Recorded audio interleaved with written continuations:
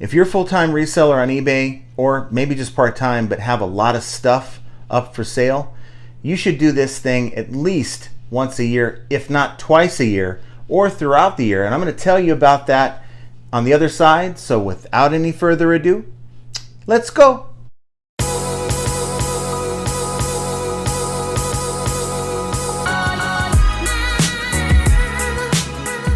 Hello everyone, welcome back to the channel. This is John from Flippin' Ain't Easy.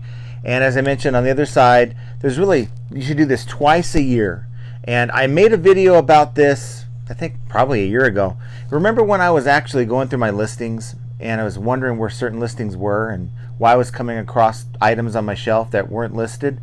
And I had like 70 items that were just MIA in my listings. They weren't listed at all. So this year, I planned on doing it before I moved, but I decided to do it after I moved. And so I should have done this weeks ago, but I really didn't want it to wait any longer because as we get deeper into Q4, hopefully I'm not going to have time to mess with inventory. But even though I'm making sales, I made like 8 sales on eBay yesterday, had like 20 something over the weekend, so pretty good. And that's between eBay, Mercari, and both of my eBay accounts as well. So I figure might as well get in here and just do some inventory, because there was a couple instances where I tried to go and pick an item and it wasn't in the shelf it was supposed to be at, and that's happened a couple times too many. And I don't know if you guys know this feeling, but when you sell an item and it's not there, that scare of, oh no, am I going to have a defect? How am I going to get myself out of this? Will I find the item? Now, there was actually 2 items the other day that I couldn't find, and so that's what kind of prompted me to get on this. And we found both items. They were in the wrong shelf, on the wrong shelf. And so for me, I don't want to have to deal with that as we get going forward, and I don't think you want to deal with that either. I have found at least 7 items in the first 10 shelves. We have like 40 some odd shelves.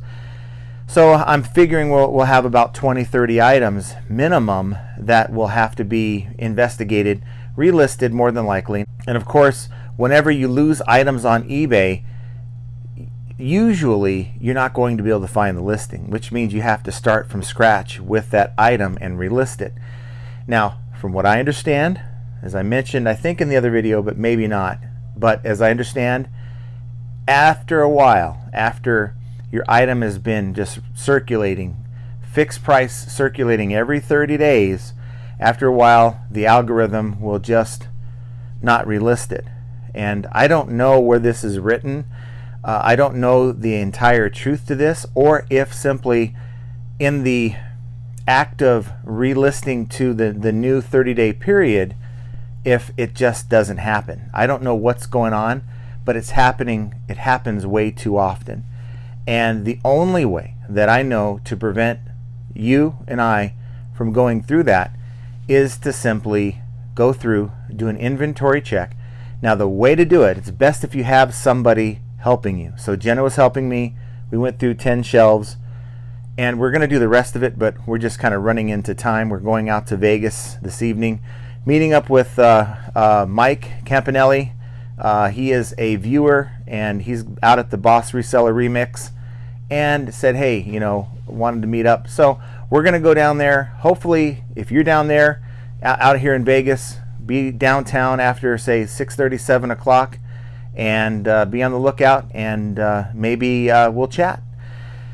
So, of course, I way digress like always.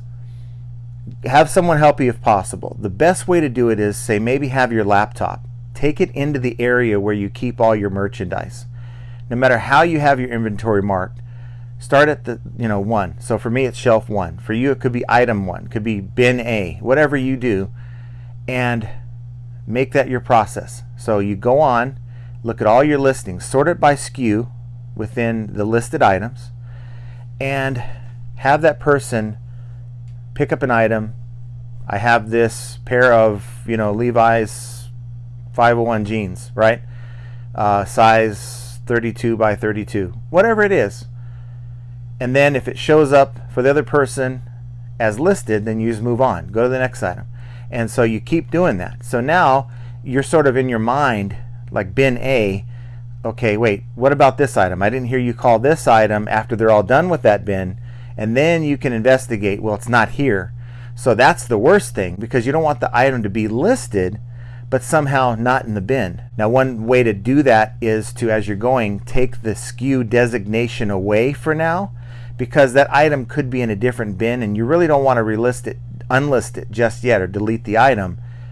Keep it listed until you figure out what's going on. Go to bin B, and you may come across items that are mislabeled or put in the wrong bin or the wrong rack, like I do.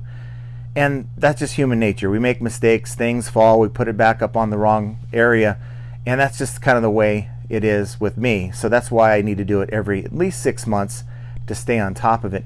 You don't want a lot of your shelf space to be occupied by things that you think are on sale but really aren't not. And you don't want that to happen during Q4 when you have pretty decent stuff that could have been sold, and now you find out after Q4 and you know, your audience to buy your items already bought what they're looking for. So keep on top of your inventory, and you know, because it can be tedious, and if some of you guys have 2, 3, 4, 5,000 items, you may even want to consider doing this in steps. I don't know how you have your items labeled, but do your entire store over the course of a year and make that your process, so it's not one big task that is just going to seem impossible to tackle. So additionally, I've been spending some time just messing with the promoted listings advanced. I think I told you a couple weeks ago that eBay gave me a $500 offer, and they probably gave it to a lot of people, so not just me, but where you can go in and use whatever designation per day. And at the time I said, you know what, I don't know what this thing is going to do. I don't have a whole lot of large ticket items anyway. So what I did is I went in, I took about half of my store, the highest ticket priced items, and I just set a generic listing. You know, this whole thing where with promoted advanced, you have to go in and you have to set keywords, you have to set negative keywords that people that'll use, and you don't want to pay for those words. It gets kind of complicated. Really, it's just way complicated more than for the average seller, and it's really not meant for the average seller. I'm taking advantage of it because it's free. You know, free exposure, free anything that eBay does for you for free, you need to take advantage of, because it doesn't happen all that often. So I started slowly. I did like $10 a day. Now, for whatever reason, I still have like $400 left with like 8 days left. So I decided to put it in overdrive. Let's go $50 a day.